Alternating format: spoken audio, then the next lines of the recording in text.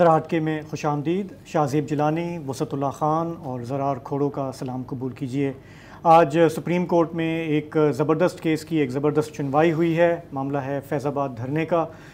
इस पर हम प्रोग्राम में आज बात करेंगे। इसके अलावा हम आए दिन जिक्र करते हैं लोगों के लापता हो जाने का। कुछ कवानीन हैं वो भी लापता हो गए हैं हमारे पार्लियामेंट से। ये क्या मामला है, इस पर भी हम बात करेंगे।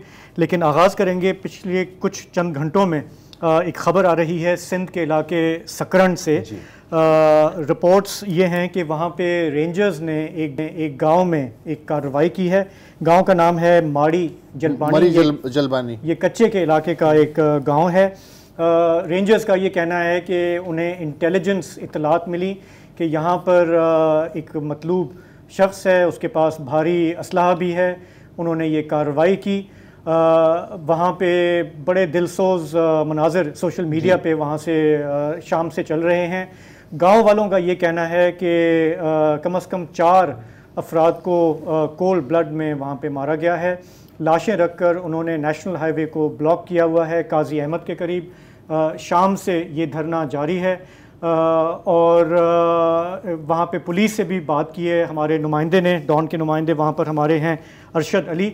हमने ज़रा देर पहले प्रोग्राम से पहले हमने उनसे रब्ता किया और उनसे पूछा कि उनके पास अब तक सरकारी हवाले से क्या ज़राए हैं, क्या इतलात हैं।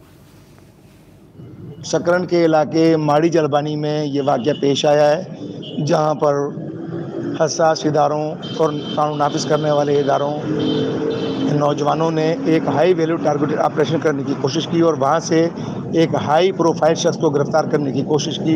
लेकिन वहाँ मज़ामत के नतीजे में मुकामी लोगों ने इन पर पथराव किया, जिससे 4 जवान जो हैं वो ज़ख्मी हुए। जवाबी तौर पर फायरिंग करने से 4 मुकामी अफराद हलाक हुए, जबकि 5 अफराद ज़ख्मी हुए। इस सिलसिले में जब SSP से रब्ता किया तो उन्होंने इस वाक़े की तस्दीक की। उन्होंने कहा कि हाँ बिल्कुल वाक़या हुआ है, लेकिन हम इस वाक़े को देख रहे हैं, इसकी तहकीकात की जाएगी। दूसरी जानिब मुकामी अफराद का कहना यह है कि बिला जवाज़ हमारे गाँव पर कानून नाफिज करने वाले इदारे ने चढ़ाई की और हम पर बिला जवाज़ फायरिंग की, जिससे हमारे 4 नौजवान हलाक हुए हैं, जबकि 5 अफराद ज़ख्मी हुए हैं। और इसके फौरी बाद मुकामी अफराद ने मुश्तइल होकर 4 लाशें कौमी शाहराह पर सकरन बाईपास के मुकाम पर रखकर और उन्होंने धरना दे दिया है। ये धरना तकरीबन 6:15 बजे से जारी है और ये टाइम हो चुका है। अब तक 11:15 बजे तक ये धरना जारी है और कराची से पंजाब और पंजाब से कराची जाने वाली ट्रैफिक जो है वो मुकम्मल तौर पर बंद है। दोनों जानिब हज़ारों गाड़ियों की तादाद में कतारें लग चुकी हैं, जबकि मुकामी अफराद जो हैं वो रास्ता खुलवाने की कोशिश कर रहे हैं। पुलिस भी आई, पुलिस ने भी मुज़ाकरत करने की कोशिश की है, लेकिन मुश्तइल अफराद धरना ख़त्म करने के लिए तैयार नहीं है। जी तो ज़रार और वसत, ये जो हमारे नुमाइंदे हैं अरशद अली, इनसे जब बात हुई तो मैंने उनसे ये भी पूछा कि भाई ये कौन मतलूब था, किसके लिए ये कार्रवाई हुई। तो पता ये चला है कि एक कौम परस्त तंजीम है सिंध यूनाइटेड पार्टी, उनके कोई बहुत ही एक्टिव एक रुकन है रजब जलबानी। अब ये जो साहब हैं, इनकी उम्र के बारे में बताया जाता है कि ये 65 कोई 70 साल इनकी उम्र है, जिनके लिए शायद ये छापा मारा गया, लेकिन फिर वो वहाँ से निकल गए और पीछे अब ये कंफर्म नहीं है कि वहाँ पे टकराव हुआ है, क्या है, वन साइडेड है, डिटेल्स थोड़ी स्केची हैं। एज यूजुअल जो मकामी ज़राए हैं जो ऑफिशियल ज़राए हैं उनमें दिन और रात का फर्क। अच्छा, मज़े की बात है, वो आज न्यूज़ की वेबसाइट पे मैं देख रहा था, वज़ीर दाखिला जो सिंध के हैं ब्रिगेडियर हारिस नवाज़, उनका अलग वर्जन है। उन्होंने कहा जी कि हमें इत्तला मिली थी कि खुद कुछ बम्बार छुपा हुआ है उस गांव में। अच्छा, तो उसकी तलाश में गए थे।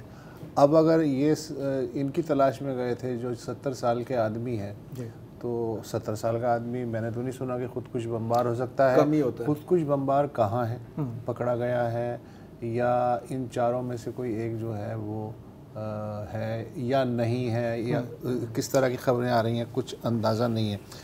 आपने काजी अहमद का जब जिक्र किया तो मेरे जहन में 83 की जो MRD मूवमेंट थी, ठोड़ी फाटक जी, उसकी तस्वीर सामने आ गई जी।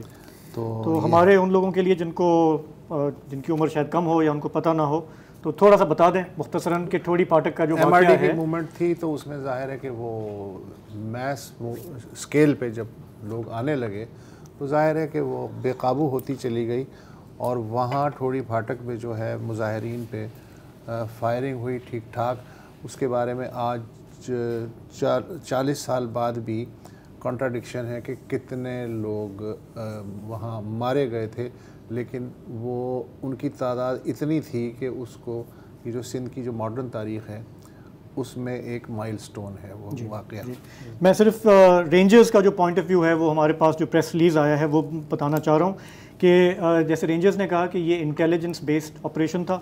उन्होंने कहा कि इसमें शरपसंद और जराइम पेशा अफराद की मौजूदगी पर ही ऑपरेशन किया गया। आगे से मुज़ाहमत हुई और जो फायरिंग हुई उसमें हमारे 4 जवान ज़ख्मी हुए हैं। तो मेरा ख्याल है ज़रा इसमें टाइम लगेगा हक़ाइक़ को सामने आने में, मेरा ख्याल लेकिन कल तक लेकिन ये बात तय है कि सकरन में इस वक्त बहुत गम गुस्सा है, तैश है। हमारी इंतज़ामिया को, गवर्नमेंट को इस मामले को देखना चाहिए, सोशल मीडिया में बहुत करनी चाहिए। सोशल मीडिया में है, सोशल मीडिया में तो 8-9 हलाकतों की बात हो रही है जहाँ बक हो रही है कि, लेकिन जाहिर है कि हमारे पास कन्फर्मेशन सिर्फ 4 लोग। जी, तो ये खबर अभी पिछले चंद घंटों में आई, लेकिन जो आज की बड़ी खबर हमारे मीडिया पर छाई रही वो सुप्रीम कोर्ट की समाअत थी फैज़ाबाद धरने के हवाले से। हमने कोई थोड़ा सा जिक्र किया था कि ये एक लैंडमार्क जजमेंट थी जो 4 साल पहले सुप्रीम कोर्ट ने दी थी। इस जजमेंट के ख़िलाफ़ कई सारे लोग जो है उन्होंने पटिशनें डाली थी। आज काजी फ़ायज़ ईसा साहब ने उन्हें कहा कि आप बताएं कि आपके क्या एतराज़ात हैं, तो पूरी लाइन लग गई, सबने कहा जी हम वापस ले रहे हैं। ठीक है ना, तो उसमें वज़ारत दिफा है, एजाज़ुल हक़ हैं, इंटेलिजेंस ब्यूरो है, पैमरा है, अटॉर्नी जनरल ऑफ पाकिस्तान है, MQM है, अवामी मुस्लिम लीग है, बहुत सारे लोग। सिवाय मेरा ख्याल है ये शेख रशीद साहब के जो वकील हैं उन्होंने वापस नहीं ली। उन्होंने कहा कि ज़रा मुझे तैयारी का हाँ, क्योंकि उनके जो शायद वकील थे वो वजीर बन गए हैं पंजाब में, तो उन्होंने कहा जी हमें टाइम चाहिए। तो काजी फ़ायज़ ईसा साहब ने कहा कि जी मैं जल्दी में कोई फैसला नहीं करना चाह रहा, तो हम इसकी हेयरिंग जो है वो 1 नवंबर तक कर देते हैं। अब इतने साल इंतजार कर लिया है तो कुछ नहीं होता अगर 2-3 हफ्ते। लेकिन ये अचानक से क्यों हो गया? सही हम दलील नहीं देना चाह रहे। अब वो कह रहे हैं भाई अब आपने कहा था, आपने चैलेंज किया था ना, तो आप अपने दलाइल दे। तहरीरी शक्ल में उन्होंने मांगे 27 तक वैसे, तो उन्होंने कहा नहीं सही कोई दलील शलील कुछ नहीं है, बस हम अपनी दरखास्त वापस लेना चाहते हैं। This is very interesting. दलील जो है यहाँ पे दलाइल वो भी हाथी के दांत की तरह कि कुछ दिखाने वाले होते हैं और कुछ खाने वाले होते हैं, राइट। तो जो दिखाने वाले दांत हैं, क्योंकि क्यों ये सारे लोग एकदम आ गए थे काजी फ़ायज़ ईसा की डिसीजन ये जजमेंट के खिलाफ। एक तो होता है कि जी कॉल आती है, बताया जाता है कि सर आपने ये काम करना है, वो होते हैं दिखाने वाले दांत। मैं बात करूंगा अभी दिखाने वाले दांत के बारे में सिर्फ, क्योंकि जाहिर है मेरी क्या औकात है। तो MQM और PTI इनकी तरफ से क्यों आया था, मतलब शोर and so on and so fourth, वो इसलिए कि जब ये बिल्डअप कर रहे थे ना अपनी जजमेंट में जस्टिस काजी फ़ायज़ ईसा, तो कह रहे थे कि यकीनन TLP ने 12 मई 2007 के वाक़यात को भी देखा होगा, और जो फिर 2014 में जो धरना हुआ था वो 4 हल्के पेंटी पंचर वो वाले, और जिसमें पाकिस्तान अवामी तहरीक भी शिरकत की थी, बल्कि इन तरह से लीड भी किया था। और क्या देखा होगा ये कि 12 मई को खुलेआम कत्लेआम हुआ, 55 कितने लोग, किसी का बाल टेढ़ा नहीं हुआ, किसी का बाल टेढ़ा। और जहाँ तक PTI और PAT का है तो मानते हैं कि किसी डिसरप्शन हुई थी, लेकिन लाइफ कोई पैरालाइज नहीं हुई थी, और ज़ाहिर है कि कत्लो गारत उसमें नहीं हुई थी। लेकिन मुतालबा उनका ये था, इतना प्रेशर डाला था कि बिल आखिर एक जस्टिस जुडिशल कमीशन बनी थी, मिस्टर नासिरुल मुल्क जो उस वक्त के चीफ जस्टिस थे, उनके तहत 2 और सीनियर जजेस भी थे, 3 रुकनी कमीशन थी। और उसके बाद में कमीशन का जो इसमें आया था, जो फाइंडिंग्स आई थी, वो एक है कि 2013 में जो जनरल इलेक्शंस थी वो लार्जली फ्री और फेयर थी। अच्छा, लेकिन उसके बाद जाहिर है कि PTI की तरफ से या पाकिस्तान अवामी तहरीक की तरफ से कोई अपॉलॉजी नहीं आई कि जी हमने इतना धरना किया, और असल में कोई बात थी नहीं। तो TLP ने यकीनन ये देखा होगा कि एक तो 12 मई का कोई अंजाम नहीं हुआ, ना ही यहाँ कोई अंजाम, तो you can get away with it. अच्छा, यहाँ पर हम आते हैं रियासत का एटीट्यूड। अच्छा, मैं ये चाह रहा हूँ, चूँकि किसी को लेना भी है कि हम नहीं लेना। अच्छा, मैं ये चाह रहा हूँ कि इससे पहले कि आप अपना एनालिसिस जारी रखें, जो सुनने वाले हैं उनकी याददाश्त के लिए कि क्यों इतना इम्पोर्टेंट है, उसके लिए 3 पॉइंट्स जो हैं वो बड़े सिग्निफिकेंट हैं पूरे फैसले में।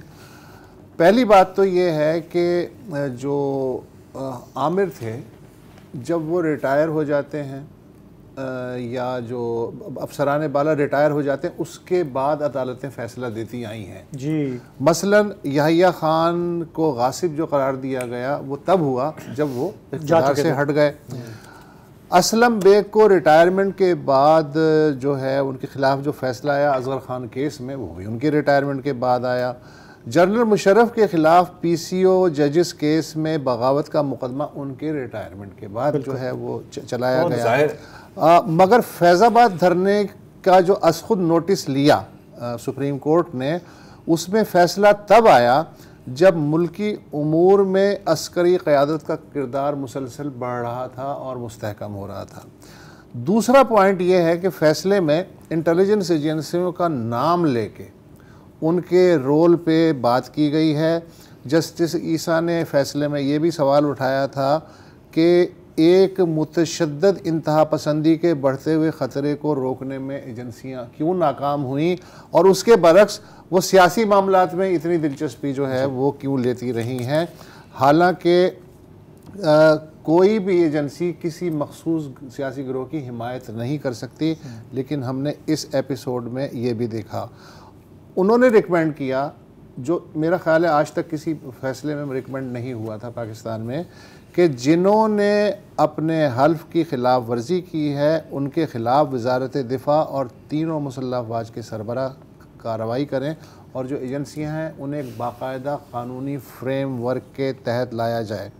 अच्छा, फ़ैसले में ये कहा गया कि इदारों और मीडिया को अपना अपना काम करने की आज़ादी जो है जमहूरियत का बुनियादी जुज़ है, और इनके काम में एजेंसियों की मुदाखलत किसी तौर नहीं होनी चाहिए। तो ये हाईलाइट्स हैं, ये सब कुछ है। एक ज़रा सिर्फ मैं ये कहना चाह रहा हूँ, इसी में सिर्फ मैं ऐड करना चाह रहा हूँ कि ये सब सुप्रीम कोर्ट ने ऐसे वक्त पे फ़ैसला दिया जब हमारी इस्टेब्लिशमेंट ने नवाज शरीफ को फारिग कर चुके थे, अदलिया इन लाइन आ चुकी थी, सहाफ़त ज़ेर हो चुकी थी, जस्टिस शौकत सिद्दीकी को घर भेजा जा चुका था, मतलब कहीं से कोई आवाज़ नहीं थी, और उस टाइम पे आके ये फैसला देना एक हिम्मत हौसले की बात है। हाँ, इसमें एक टाइम कम रह गया, लेकिन एक इंटरेस्टिंग बात इसमें यह है कि जैसे शेख रशीद साहब आए थे ना, अच्छा, तो जस्टिस काजी फाइज ईसा ने शेख रशीद साहब का नाम नहीं लिया था, एक ISI की रिपोर्ट का हवाला दिया था कि इजाजुल हक साहब PTI के उलेमा विंग इस्लामाबाद का एक ऑडियो मैसेज शेख हमीद पीपल्स पार्टी के,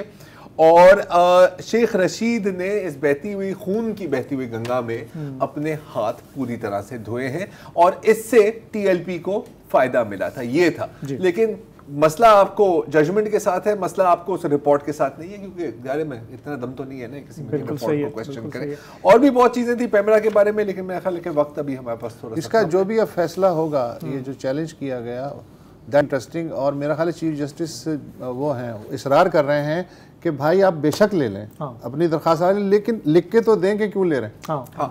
एनीवे इसके और भी मौके मिलेंगे देखिए बात करने की। एक आध मिनट मेरा ख्याल है हम और इस पे लगा सकते हैं। अभी जो क्रूशल क्वेश्चन है वो यही है कि जो जस्टिस काजी फायज़ ईसा चीफ जस्टिस की जो 17 रिकमेंडेशंस थी, इन पर अमल दरामद होगा या नहीं, और ये शाम से जो बैठकें लगी हुई हैं सब एक दूसरे से पूछ रहे हैं, तो मेरा ख्याल है हम सबकी यही ख्वाहिश है कि उस पर अमल दरामद हो, लेकिन शायद होगा नहीं। और अगर हो गया होता, थोड़ी हद तक भी हो गया होता ना, तो काफी चीजें डिफरेंट भी हो सकती है। उन्होंने आज भी एग्जैक्टली यही कहा है। इस माहौल में इस केस को दोबारा टेकअप करना भी मेरे ख्याल में एक माइलस्टोन है। बिल्कुल है, लेकिन पता है मुझे जो अफसोस क्या, मतलब मुझे मैं पता नहीं किसको कैसे डिस्क्राइब करूं, वो जो सारे लाइन में गालियां देने लग गए थे ना जस्टिस काजी फायज़ ईसा को, उनकी अहलिया को, सबको, जिनको पता ही नहीं था, क्योंकि इतने जाहिल हैं, इतने बेवकूफ़ हैं, इतने ज़ॉम्बीज़ हैं और इतने ब्रेन वॉश्ड हैं कि आपको सिर्फ बोलना होता है, जैसे आप किसी अटैक डॉग को नहीं बोलते गो, अटैक डॉग ने नहीं सोचना कि मैं इसको काट रहा हूँ। ज़रार नहीं, जो बात है सब समझते हैं, नहीं सब समझते हैं कि हम ये क्यों कर रहे हैं। मैं उनकी बात नहीं, वो ये जो शू किया जाता है ना, वो इसलिए कि पुत्र फिक्र ना कर, असी पीछे खड़े हैं, और वही जो है अब लाइन बना के वो कह रहे हैं कि साहब हम दरखास्त वापस लेना चाहते हैं, हमसे गलती हो गई। शर्म तो होती है। मैं थोड़ा सा क्रेडिट देना चाह रहा हूँ, आज हमारे डॉन अखबार में उसामा खावर का जो पीस लगा हुआ है इसी मौजू पे, अगर आप पढ़ने लिखने में दिलचस्पी रखते हैं, do take a look at that piece. उसमें बिल्कुल ये बात वाजे की गई है कि ये जजमेंट क्यों मैटर करती है, क्यों इसका बार बार जिक्र होगा जब तक ये समाज चलेगी, और हम भी इसको कवर करते रहेंगे। फिलहाल एक छोटा सा ब्रेक।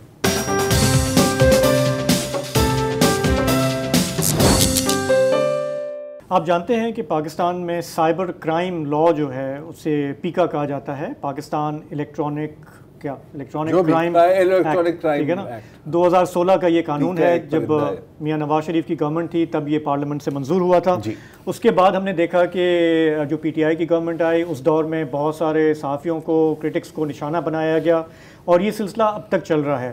पिछले हफ्ते जुमे के दिन खबर आई कि इस्लामाबाद में एक टीवी चैनल है ABN न्यूज़, उनके ब्यूरो चीफ खालिद जमील को उठा लिया गया, छापा मारा गया, और फिर उनकी तस्वीर जारी की गई। बिल्कुल ये जो अमेरिकन स्टाइल में होता है, किसी को बदनाम करने के लिए, उनको दागदार करने के लिए, हालांकि फ़िलहाल उन पर सिर्फ इल्ज़ाम है, कोई ना केस चला है ना कुछ। ये सब होता रहा। सहाफ़ी तंजीमें कुछ हरकत में आई, PFUJ वगैरह, वकला जो हैं वो कुछ हरकत में आए, अदालत में मामला गया।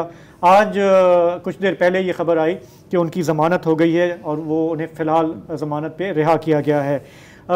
खालिद जमील का पहला केस नहीं है और शायद आखिरी भी ना हो।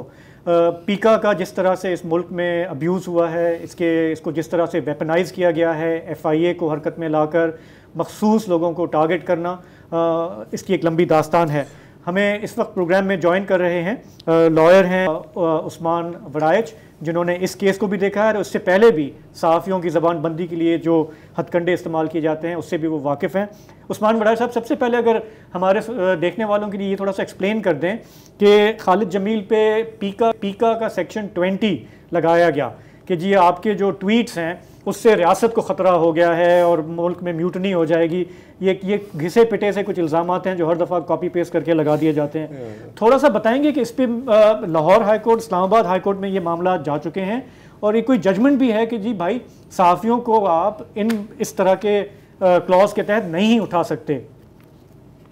जी शुक्रिया जी जिलानी साहब। जो खालिद जमील साहब का मामला है, इनके ऊपर मुकदमा दर्ज किया FIA cyber crime reporting centre ने, और उसमें उन्होंने दफात इन्वोक की 20 पीका की और 5 और 5 ऑफ द PPC। तो अगर आप डिटेल में अगर उनकी FIR देखें तो उसके मंदरजात बताते हैं कि कतन भी जो उनके ट्विटर हैंडल से ट्वीट्स किए गए, उनके कंटेंट से किसी भी इस तरह का ऑफेंस जो है वो कॉन्स्टिट्यूट नहीं होता। आर्टिकल 19 आइन का बड़ा वाज़ेह है, जो आज़ादी इजहार राय को प्रोटेक्ट करता है। लेकिन ये जो पीका का सेक्शन 20 है, इसको फंदा क्यों बनाया जाता है? इसमें कौन सी ऐसी खास बात है? सेक्शन 20 लगता है जितने भी सहाफ़ी वगैरह उठाए जाते हैं। सर ये बड़ा एक अनफॉर्चुनेट और ड्रैकोनियन लॉ है जो 2016 में इंट्रोड्यूस किया गया, और मैं समझता हूँ और बारहा इस पे कंट्रोवर्शियल लॉ पे बातें हो चुकी हैं कि इसको आज़ादी इजहार राय पे कतजन लगाने के लिए ही कानून बनाया गया। बिल्कुल। हमने इस कानून को इस्लामाबाद हाई कोर्ट में चैलेंज किया। इस्लामाबाद हाई कोर्ट ने इस कानून को गैर आईनी करार दिया। इसके अलावा पिछले साल जब इसी स्याह कानून को मजीद ड्रैकोनियन बनाने के लिए इसमें तरमीमी ऑर्डिनेंस लाया गया, उस ऑर्डिनेंस को भी हमने चैलेंज किया और उस ऑर्डिनेंस को भी इस्लामाबाद हाई कोर्ट ने गैर आईनी करार दिया। पूरे के पूरे कानून को गैर आईनी करार दिया गया, जो तरमीमी ऑर्डिनेंस था 2022 का, वो पूरे का पूरा। और ये जो सेक्शन 20 ऑफ द पीका 2016 जो ओरिजिनल एक्ट में है, इस सेक्शन को पार्शली इसको गैर आईनी करार दिया गया। इसके बुनियादी तौर पे 3 इंग्रेडिएंट्स हैं जो ऑफेंस कॉन्स्टिट्यूट करते हैं अंडर सेक्शन 20 पी का। वो डेफेमेशन है, वो ब्रीच ऑफ प्राइवेसी है और वो इंटिमिडेशन है। तो वो डेफेमेशन की हद तक 20 पी का को गैर आईनी डिक्लेयर किया जा चुका है और वो जजमेंट इन फील्ड है। वो जजमेंट चैलेंज नहीं हुई, ना इंट्रा कोर्ट अपील में हुई, ना सुप्रीम कोर्ट में गई। तो लेकिन उस्मान इसके साहब देखिए, बावजूद इसको इस्तेमाल किया जा रहा है ना। हाँ, ये जो आपने सवाल किया ना, उसकी बहुत ही छोटी सी एक्सप्लेनेशन ये है कि जो डेफेमेशन है, हत्या की इज्जत है, वो एक नेचुरल पर्सन के खिलाफ होती है, आपके खिलाफ हो मतलब सकती किसी है, इंसान के दूसरे खिलाफ के होती है ना, खिलाफ हो इदारे सकती के है। खिलाफ हाँ, नहीं होती। हाँ। ये जब लगाते हैं ना यहाँ कि तो इदारा बदनाम हो गया, FIA का इस्लामाबाद का टेक्निकल असिस्टेंट है, उसने शिकायत ये की है उसकी, ना। हाँ, उसको तकलीफ हुई है। मैं इस पे अर्ज करता हूँ, इस FIR की अगर आप बात करते हैं तो उसमें कई शुक्म हैं। ये आइन की वायलेशन में है FIR, ये कानून की वायलेशन में FIR, ये हकाइक की वायलेशन में है FIR। देखें, बात बड़ी सिंपल सी है।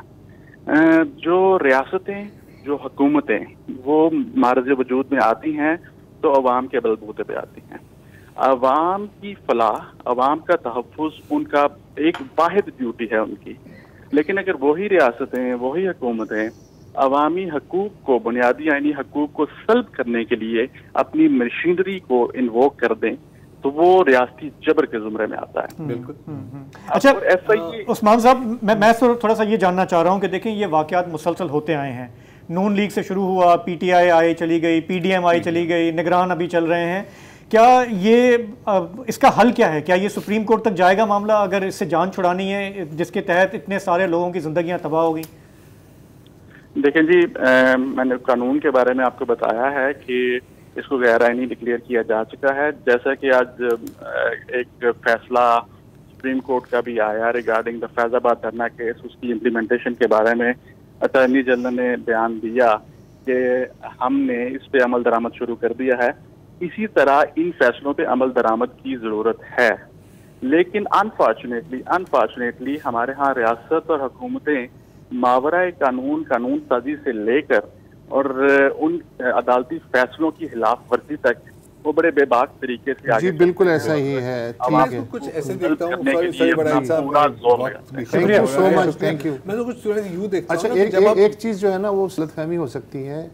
पूरे कानून को गैर आइनी नहीं करार दिया गया था। इस्लामाबाद हाई कोर्ट ने उसके जो बास सेक्शन है, हाँ, यही सेक्शन 20 पार्शली उन्होंने देखिए, पीका बड़ी इंटरेस्टिंग सी मिसाल है, क्योंकि जब आप रात को सोते हैं, हुकूमत की बोतली से 2-3 सिप्स विप्स लेके ना पीका को अपने साथ लाते हैं और कहते हैं कितना खूबसूरत है। जब आप सुबह को जागते हैं ना और आप फिर ऑपोजिशन में होते हैं, कहते हैं छी छी छी, ये कहाँ से आ गया? ऐसे ही तो ये ऐसा ही है, दोगलापन है ये, मुसलसल बार बार हमने ऐसा देखा है।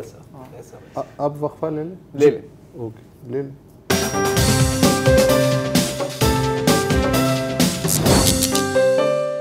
Welcome back. अब ये तो हम सब जानते हैं कि पाकिस्तान में लापता अफराद का एक बहुत बड़ा मसला है। अल्लाह का करम है कि एक ऐसे शख्स हाल में ही घर वापस पहुंच गए हैं। मैं बात कर रहा हूं एंकर पर्सन इमरान रियाज खान की। किस हालत में पहुंचे हैं वो भी वाज़ेह है। लेकिन यहाँ पर सिर्फ लोग लापता नहीं होते, पूरे कवानीन भी लापता हो जाते हैं। आपको याद होगा कि मेरा ख्याल है कि जनवरी 2022 की 2022 ऐसा ही कुछ बात थी कि उस वक्त के human rights minister doctor Shareen नज़ारी साहिबा ने एक बिल पेश कर रही थी लापता अफराद पर, और वो बिल ही लापता हो गया। ठीक है, हालांकि कौमी असम्बली से सेनेट जाते हुए रास्ते में कहीं गुम जी, क्योंकि आपको पता है रास्ते में मतलब नहरें भी आती हैं, सेनेट और नेशनल असेंबली में बहुत फासले हैं, लोग डाके मारते हैं, तो हो अच्छा, वो अभी तक लापता ही है। उसका मुझे अपने बाद में तरमीमी अंदाज में उसको दांत उसके निकाल के मंजूर हो गया, वो थोड़ा सा सेफ वेव करके उसको पास कर दिया था। अच्छा, लेकिन शायद बहुत कम लोगों को इल्म है कि तकरीबन इसी वक्त एक और कानून भी था जो भी लापता हो गया, और ये है सेनेटर इरफान सिद्दीकी का। इसमें क्या था, इस बिल में क्या था, और इस बिल को क्यों गायब किया गया या क्यों गायब हो गया? मैं ये खुद ब खुद हो गया। खुद ब खुद भी चीज़ें गायब हो जाती हैं, अक्सर मेरे साथ होता है, मेरी चाबियां गायब हो गई हैं, मुझे नहीं पता कहाँ है। तो इसके लिए हमने आज दावत दी है तकलीफ देने हम नादिर गुरमानी साहब को। हमारे कॉलीग हैं, रिपोर्टर हैं, एंकर पर्सन भी हैं, वेरी टैलेंटेड यंग मैन। तो नादिर, जरा बताएं कि इस बिल के साथ हुआ क्या, इस बिल में था क्या? पहले तो ये बताएं इरफान सिद्दीकी साहब का जो बिल है। देखिए, ये बिल आपको याद होगा कि सेनेटर इरफान सिद्दीकी साहब को गिरफ्तार किया गया था, और जो एक रेंट के हवाले से एक कानून था उसमें। उसके बाद अब इरफान सिद्दीकी साहब ये बिल लाए, जो बिल कौमी असम्बली और सेनेट से मंजूर हुआ, और उसमें उनका ये कहना था कि जो इस्लामाबाद इंतजामिया के पास जो जुडिशल पावर्स हैं उनको ख़त्म किया जाए, क्योंकि 17 ग्रेड के असिस्टेंट कमिश्नर जो होते हैं वो किसी भी फर्द को गिरफ्तारी के बाद वो गिरफ्तार भी खुद करते हैं और उसके बाद अगर वो चाहे तो 14 दिन के लिए किसी को भी जेल भेज सकते हैं। तो उन्होंने कहा था कि ये जो जुडिशियल पावर्स हैं ये खत्म किए जाएं। अब उसमें इंटरेस्टिंग सूरत हाल ये पैदा हुई, जैसे आपने जिक्र किया कि ना सिर्फ मिसिंग पर्सन का बिल था जो लापता हुआ, बल्कि अब इरफान सिद्दीकी साहब का जो बिल है वो तकरीबन पार्लिमान के दोनों ऐवानों और कमेटियों से मंजूरी के बाद। लेकिन इसे लापता क्यों करना पड़ा? इसमें खतरनाक बात क्या थी? इसमें जो खुद इरफान सिद्दीकी साहब कह रहे हैं वो इसमें ये बात है कि जिला इंतजामिया या वो हल्के जो आप भी समझते हैं कि जो इस कानून को इस्तेमाल करना चाहते हैं, कभी भी किसी को भी फोन करके किसी के भी जरिए अगर किसी को गिरफ्तार करवाना चाहें, जेल भेजना चाहें, तो उनको कोई ज्यादा मेहनत नहीं करनी पड़ेगी, बल्कि एक असिस्टेंट कमिश्नर के जरिए ये सारा अमल में लाया जा सकता है। तो अब ये 15 माह जो है तकरीबन गुजर गए, इस बिल का कोई अता पता नहीं। आज कमेटी ने वजीर आजम के जो सेक्रेटरी हैं उनको भी तलब किया और पार्लिमानी वजारत के सेक्रेटरी को भी तलब किया। अब यहाँ पर जो दिलचस्प सूरत हाल है वो ये है कि वजारत पार्लिमानी उमूर ने इरफान सिद्दीकी साहब को ये लिख कर दिया है कि जो आपका बिल था वो हमने वजीर आजम हाउस को भेज दिया है। फिर वो इरफान सिद्दीकी साहब को ये भी जवाब देते हैं कि बिल हमने भेज दिया है, अब दो जो बड़े घर हैं उनसे हम नहीं पूछ सकते कि वो बिल इस वक्त कहाँ है या उसका क्या स्टेटस है। तो इस हवाले से आज ये कमेटी ने फैसला किया है कि वजारत जो पार्लिमानी उमूर है और वजीर आजम हाउस से उन्होंने रिपोर्ट भी तलब की है कि बताया जाए कि आखिर ये बिल जो कि दोनों ऐवानों से मंजूर हो चुका है वो इस वक्त है कहाँ पे। तो ये बड़ी जी तो सॉरी ये तो क्या दो बड़े घर जो हैं वो भी दो बड़े ऐवान से मुराद ये है। ओके अच्छा एक और चीज ये तो आपने बता दिया कि ये बिल पार्लियामेंट के दोनों ऐवानों से मंजूरी के बावजूद लापता है। बेहतरीन बात हो गई, ये तो एक नया रिकॉर्ड कायम हो गया। अब आते हैं कि सेनेट का जो इजलास है उसकी रिक्वेजिशन तलब की गई थी ताज हैदर की तरफ से 28 मेंबरों के सिग्नेचर से। जड़ावाला पे डिस्कशन वो करना चाहते थे, लेकिन फिर जो सेक्रेटेरिएट है सेनेट का, पहले तो उसने कहा कि जी ये दस्तखत ही एक दूसरे से नहीं मिलते, तो ताज हैदर ने कहा कि जी हमें उन सेनेटर्स के नाम बताएं। उसके बाद उन्होंने कहा जी 5 सेनेटर्स ने कहा है कि हमने इस बिल की रिक्वेजिशन तलब ही नहीं की, तो उन्होंने कहा उन्हीं के नाम बता दें। तो ये हो क्या रहा है नादिर? गुस्सा साहब अगर आप इजाजत दें तो ये जो बिल का पहले हम जिक्र कर रहे हैं इसमें मैं 2 चीजें मजीद ऐड करना चाहता हूं, फिर हम रिक्विजिशन वाले मामले पे आते हैं। जैसे आपने मिसिंग पर्सन का जिक्र किया बिल का, और उसके साथ साथ इरफान सिद्दीकी साहब के बिल का जिक्र किया, लेकिन यहाँ पर अभी भी 2 मजीद अहम बिल हैं जो कि मीडिया में रिपोर्ट नहीं हुए या उन बिलों को उस तरह अहमियत नहीं दी गई। हम ये कह सकते हैं कि पार्लियामान के अंदर ना सिर्फ मिसिंग पर्सन बिल और इरफान सिद्दीकी का बिल बल्कि 2 मजीद बिल हैं जो इस वक्त वो भी लापता हैं। कौन-कौन उनमें एक बिल साबिक चेयरमैन सेनेटर रजा रब्बानी साहब का बिल है जो कि बगावत के हवाले से पीनल कोड में उन्होंने तरमीम करना चाहिए, और वो उन्होंने प्राइवेट मेंबर के तौर पर सेनेट में बिल पेश किया था, और ये बिल पेश किया था 2020 में। 2020 के बाद अभी तक रजा रब्बानी साहब के मुताबिक इस बिल का कोई अता पता नहीं कि वो जो बगावत के खात्मे के हवाले से जो पीनल कोड में तरमीम वो लाना चाह रहे थे वो बिल इस वक्त कहाँ पे है। उसके बाद तकरीबन 8 माह से जो सेनेटर मुश्ताक अहमद हैं उनका बिल है सर्विसेज चीफ्स के हवाले से, वो बिल भी अभी तक एजेंडे में शामिल नहीं हुआ, और कई मरतबा हमने देखा है कि जो फाइनेंस कमेटी थी और जो दीगर कमेटियां थी वहां पर सेनेटर मुश्ताक जो हैं वो एहतजाज भी करते रहे हैं कि मेरा बिल एजेंडे में शामिल नहीं किया जा रहा। तो ये पार्लियामान के अंदर बड़ी दिलचस्प सूरत हाल है कि पहले मिसिंग पर्सन्स का बिल था, फिर इरफान सिद्दीकी साहब का बिल था, लेकिन अब रजा रब्बानी साहब का बिल है, सेनेटर मुश्ताक साहब का बिल है, उनका भी कोई अता पता नहीं। तो इसी के साथ साथ अब जैसे आपने रिक्विजिशन का जिक्र किया तो इब्तदाई तौर पर हमने देखा कि 28 अराकीन के दस्तखत के साथ पीपल्स पार्टी के जो सेनेटर हैं शहादत अमान, उन्होंने पहले रिक्विजिशन जमा कराई और उसके बाद चेयरमैन सेनेट ने इनको खत लिख के कहा कि जो 5 दस्तखत हैं वो जाली हैं, तो इसलिए वो जाली है, इसलिए रिक्विजिशन जो है वो रिक्वायरमेंट जो है उस पर पूरा नहीं उतरती, इसलिए आप दोबारा जमा करवाएं। जब दोबारा जमा करवाई गई तो सेनेट की जानिब से ये खत लिखा गया कि जो आपने 28 अराकीन में 5 जो आपके अराकीन थे उन्होंने अपने दस्तखत वापस ले लिए हैं, इसलिए अभी भी रिक्विजिशन जो है वो क्राइटेरिया उस पर पूरा नहीं उतरता, इसलिए सेनेट का इजलास नहीं बुलाया जा सकता। अब पीपल्स पार्टी सेनेट को ये खत लिख रही है कि आप हमें जरा ये तो बता दें कि वो 5 सेनेटर हैं कौन से जिन्होंने हमारे साथ कमिटमेंट की, वादे किए और उन्होंने दस्तखत किए। फिर पीपल्स पार्टी ये भी नुक्ता उठा रही है कि आइन के अंदर ना तो ये चेयरमैन सेनेट के पास इख्तियार है, ना ही किसी रुकन के पास ये इख्तियार है कि वो दस्तखत करने के बाद अपने दस्तखत वापस ले ले।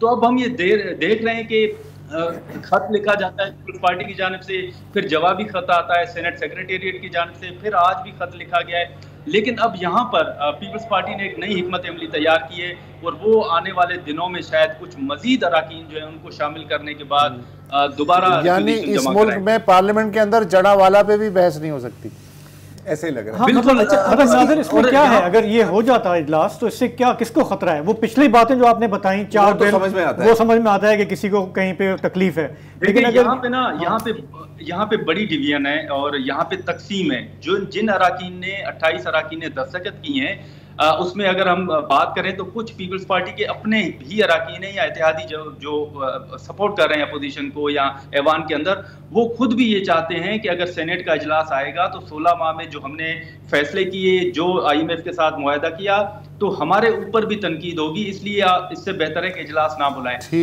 दूसरी जानिब अगर हम देखें तो ये इसको भी अवॉइड किया जा रहा है कि अगर इजलास होगा तो फिर काकड़ साहब पर भी तनकीद होगी, इलेक्शन कमीशन पर भी तनकीद होगी, फिर ये भी मुतालबा दोहराया जाएगा कि इलेक्शन क्यों नहीं हो रहा है, इलेक्शन का शेड्यूल जारी किया जाए, इलेक्शन की तारीख दी जाए। तो इससे भी ये तासुर मिल रहा है कि शायद इस वक्त नहीं ये चाह रहे, मतलब दावत होगी तो खानदान वाले आएंगे तो मतलब जड़ा वाला होगी, तो बेहतर है कि दावत ही ना हो। उनका ख्याल है कि जड़ा वाला ट्रोजन हॉर्स है और उसके अंदर कुछ और मामला है। वैसे एक मेरी नादिर आपका बहुत शुक्रिया यार। देखें ये जो है प्रोड्यूसर का खून खुश्क हो रहा है, प्लीज। बड़े घर का नहीं है, ये आपके अंदर भी है, वही मैं कह रहा हूँ, पार्लियामेंट के अंदर भी। ये जो बिल्स है ना यार, ये फूड पैंडा को दे रहे हैं आप, कम से कम आप लोकेशन ट्रैकर तो ऑन रख सकते हैं ना यार कि किधर पहुंच जाए। ठीक है, चलो आप गुफ्तगू ये मुझे बताइए कि ये इस थीसिस से आपकी क्या मुराद है? वक्फा ले लें, हम गुफ्तगू कर रहे हैं।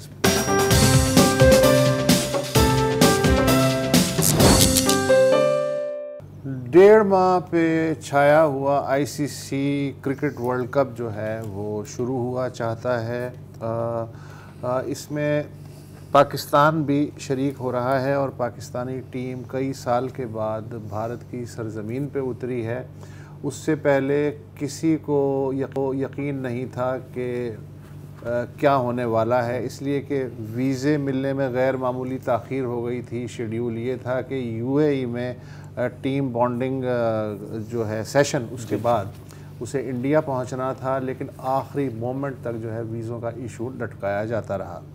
फिर ये भी हुआ कि हैदराबाद में चूँकि टीम को सबसे पहले उतरना था और वो हैदराबाद पहुँचे, उससे पहले वहाँ की इंतज़ामिया ने कहा कि यहाँ टेंशन है, एक मजहबी त्यौहार है बीच में आ गया तो ये हिंदू मुस्लिम मसला बन सकता है और सिक्योरिटी के जो है बहुत ही तफसीली इंतज़ामात करने पड़ेंगे। मसलन उन्होंने एक ख़दशात का पहाड़ खड़ा कर दिया। लेकिन हुआ ये कि जैसे ही Pakistani team Rajiv Gandhi international airport पे उतरी तो क्या देखें कि बहुत सारे लोग जमा हैं, मकामी लोग, मद्दा, क्रिकेट के शायकीन, और उन्होंने जिस तरह गर्मजोशी के साथ पाकिस्तानी टीम का इस्तकबाल किया उस पे हम खुद हैरान हैं। इसलिए कि तस्वीर हमें कुछ और दिखाई जा रही थी और हुआ कुछ ये। हमारे साथ मौजूद हैं, ऐसे मौके पे हम उन्हीं का दामन थामते हैं। अब आपको भी हैरत हुई या नहीं?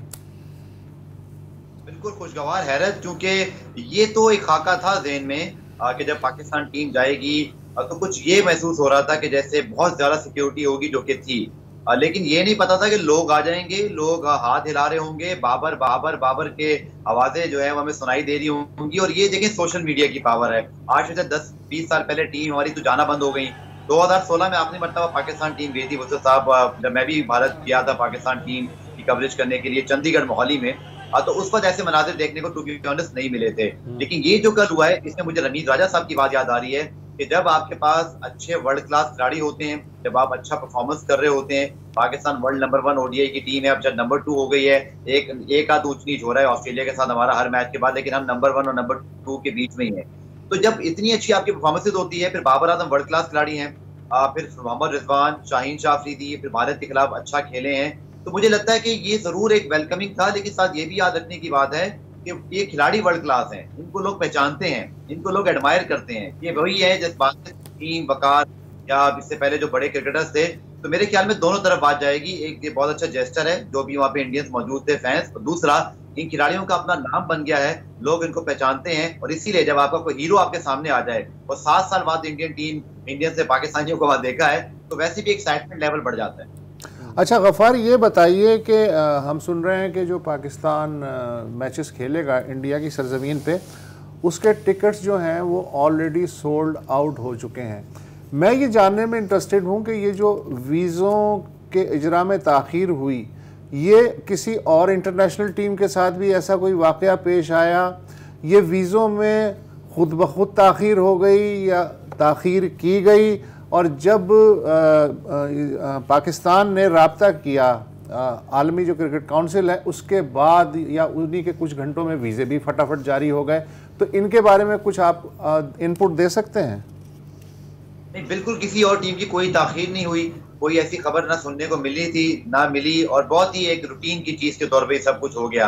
अब भारतीय मीडिया ये कहता है या उनके बीसीसीआई के हवाले से जो खबरें हम तक पहुंचती हैं वो ये कहते हैं कि आप 5 दिन पहले ही वीजे अप्लाई किए। मेरा ये ख्याल है कि पाकिस्तान की टीम, क्योंकि आईसीसी की तरफ से एक आपकी बाउंडिंग होती है बतौर मेजबान मुल्क कि आपने ना सिर्फ पाकिस्तान टीम बल्कि मीडिया और फैंस को वीजे जारी करने। आप देखें कि पाकिस्तान टीम के वीजे तो देर से जारी हुए, इवेंचुअली पाकिस्तान 2 दिन ही लेट हुआ। हमें पहले दुबई जाना था, हम दुबई नहीं गए, हम इंडिया वक्त पर ही पहुंच गए, तो हमें ताखीर टेक्निकली नहीं हुई क्योंकि हम उसी वक्त पहुंचे जो हमें पहुंचना था।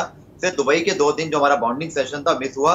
लेकिन इसमें दोनों तरफ बात है, कुछ पीसीबी की जाने से भी मुझे लगता है बहुत प्रोएक्टिवनेस नहीं दिखाई गई, और दूसरा भारत ने भी कोई खास खैर मकदमी किस्म का जो है वो वीडियो की तरफ हमें रिस्पॉन्स नहीं दिया, जिसकी वजह से ये मामला कुछ ताखीर का शिकार हुआ। लेकिन पाकिस्तान का मीडिया सिवाय चंद लोग के वो इस वक्त मुंतजिर हैं कि हमें वीजे अप्लाई करने हैं। खुद मैं मुंतजिर हूँ कि एक्रेडिटेशन हो गई है, वीजा लेटर बीसीसीआई से आ गया, लेकिन कब वो अप्लाई होंगे, भारतीय हाई कमीशन ने कब वीजे लेने, इसका कुछ पता नहीं। पाकिस्तानी फैंस बार बार सोशल मीडिया पर हमसे और बाकी लोगों से, मीडिया से ये कह रहे हैं भाई कि क्या हमारा हक नहीं है, क्या हमें वीजा नहीं मिलने चाहिए। आई थिंक हमारे जो वजीर खारजा है उन्होंने भी आज इस बारे में बात की है, लेकिन मुझे उम्मीद नहीं है। हालांकि मुझे याद है 2011 के वर्ल्ड कप के सेमीफाइनल में जब पाकिस्तान की टीम मोहाली में खेली थी, उस वक्त के वज़ीर-ए-आज़म भी पाकिस्तान के गए थे मैच देखने के लिए, तब 250 वीजे जरूर जारी हुए थे, लेकिन अभी तक पाकिस्तानियों को वीजे जारी करने के हवाले से भी कोई चीज नहीं है। और ये अगेन एक अनफॉर्चुनेट चीज है, सियासी मामला है, दुनिया भर के जो क्रिकेट फैंस हैं वो इंडिया का टूर करेंगे, अपनी टीम को सपोर्ट करेंगे, बट पाकिस्तान टीम को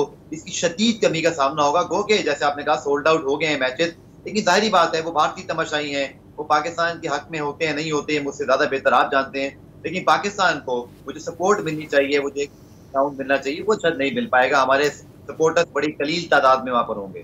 अच्छा, अब वैसे तो शेड्यूल जाहिर है तमाम मैचेस का आ चुका है, फिर भी मैं अपनी और नाजरीन की सहूलत के लिए आपसे जानना चाहता हूँ कि पाकिस्तान के जो मैचेस हैं इंडिया में वो कब कब हैं। हमें है कि कल पाकिस्तान का न्यूजीलैंड से वार्म अप मैच है और 7 अक्टूबर को उनका पहला बाकायदा नीदरलैंड से टाकरा होगा। उसके अलावा क्या क्या है?